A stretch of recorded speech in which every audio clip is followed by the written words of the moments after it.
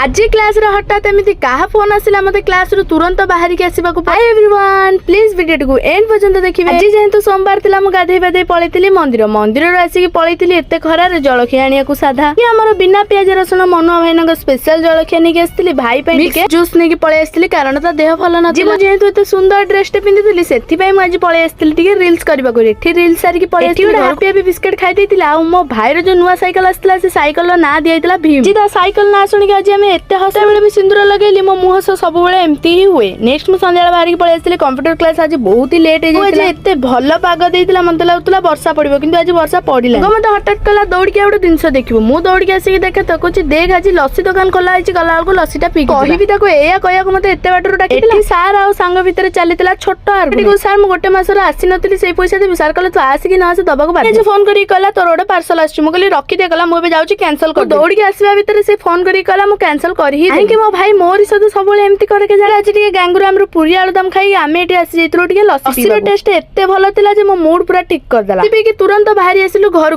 को जाय तापर मो भाई कथा मु बुझु आज में एति की रहिली नेक्स्ट वीडियो रे देखाबा प्लीज चैनल को फॉलो कर देबे आ हां मैं YouTube चैनल को सब्सक्राइब कर देबे टाटा।